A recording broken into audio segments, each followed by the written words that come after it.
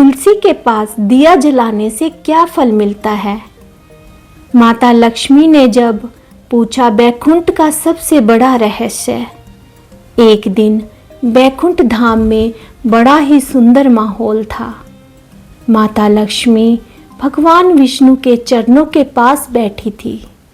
चारों तरफ शांति थी, लेकिन माता लक्ष्मी जी के मन में एक सवाल काफी दिनों से घूम रहा था। उन्होंने मुस्कुराते हुए प्रभु की ओर देखा और बड़े प्यार से पूछा, हे नाथ, मैं धरती पर देखती हूँ कि जैसे ही शाम होती है, लोग अपने घरों को छोड़कर सबसे पहले तुलसी के पौधे के पास दौड़ते हैं। वहाँ घी का दिया जलाते हैं, सिर झुकाते हैं। प्रभु, इस नन्हे से पौधे में ऐसा क्या जादू है? इसके पीछे की असली कहानी क्या है? कृपया मुझे विस्तार से समझाइए। भगवान विष्णु मुस्कुराए। उनकी आंखों में पुरानी यादें चमक हो उठी। उन्होंने लक्ष्मी जी का हाथ थामा और कहा, देवी, यह सिर्फ पौधा नहीं है, यह कहानी है अटूट प्रेम, एक महान श्राप और एक बड़े बलिदान की। आओ, तुम्हें वृंदा की कहानी सुनाता हूँ। एक ऐसा योद्धा जिसे महादेव भी नहीं हरा पा रहे थे। प्रभु ने बताना शुरू किया। बहुत समय पहले की बात है। एक महाशक्तिशाली राक्षस राज था जिसका नाम जलंधर था।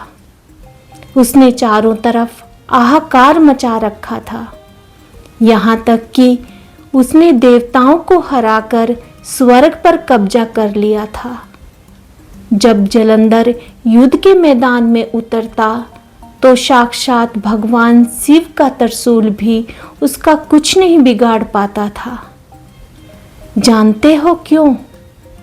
जलंधर के पास ऐसा कोई जादुई तलवार नहीं थी, बल्कि उसके पास उसकी पत्नी वृंदा के पतिव्रता धर्म की ढाल थी। वृंदा इतनी पवित्र थी कि जब तक वह अपने महल में बैठकर पूजा करती, दुनिया की कोई भी ताकत जलंधर को मार नहीं सकती थी। अब बैकुंठ के राजा की मायावी चाल तो देखिए। उन्होंने अपनी माया का चक्कर घुमाया और एक ऐसी घटना घटी जिसे देखकर सभी हैरान हो गए। जब देवताओं पर अत्याचार बढ़ गया तो सब रोते विलखते मारे विष्णु जी के पास गए। सृष्टि को बचाने का केवल एक ही रास्ता था, वृंदा की पूजा को रोकना। तब भगवान विष्णु ने एक भयानक खेल रचा। जब जलंधर युद्ध लड़ रहा था, तब विष्णु जी ने अपनी माया से ठीक जलंधर का रूप ले लिया और वृंदा के महल में पहुंच गए। वृंदा ने देखा कि उसके पति युद्ध जीतकर वापस आ गए। वह खुशी से दौड़ी उनके पास गई। जैसे ही उसने अपने नकले पति को गले से लगाया, उसका नियम टूट गया और ठीक उसी पल युद्ध के मैदान में भगवान शिव ने जलंधर का सिर धड़ से अलग कर दिया। जब प्रेम में समर्पण की पराकाष्ठा होती है, तब प्रकृति भी अपना नियम बदल देती है। वृंदा, जिसका निश्चल प्रेम साक्षात नारायण के लिए था, आज उसी प्रेम की अग्नि में एक दिव्य घटना घटने वाली थी। श्राप, राख और तुलसी का जन्म। जब वृंदा को सच पता चला कि उसके सामने उसका पति नहीं बल्कि साक्षात नारायण खड़े हैं, तो उसका दिल टूट गया।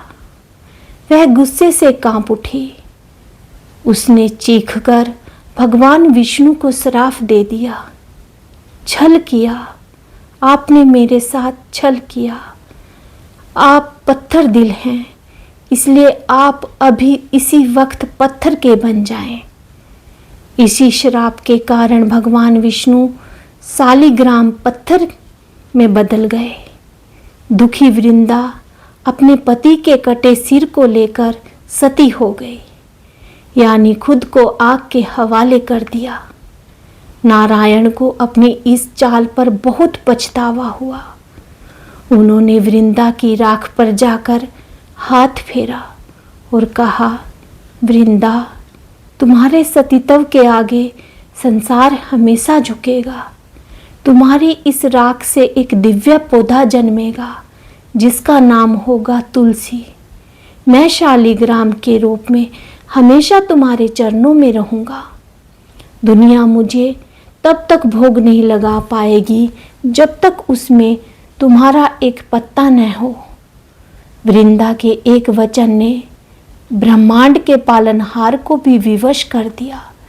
भगवान विष्णु का वह दिव्य स्वरूप जो भक्तों के कष्ट हरने के लिए था, अब एक कठोर पत्थर में सिमटने लगा। यह कोई अंत नहीं था, यह था भक्ति का एक अमर प्रतीक।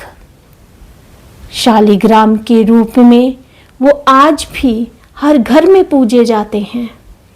यह श्राप नहीं था, बल्कि वृंदा के अमर प्रेम का वह आशीर्वाद था जिसने भगवान को पत्थर में भी जीवित कर दिया। जो भी सच्चे मन से इन्हें धारण करता है, उस पर नारायण की कृपा सदैव बनी रहती है। और ऐसे शुरू हुई दीपक की परंपरा। भगवान विष्णु ने लक्ष्मी जी की ओर देखते हुए कहानी पूरी की।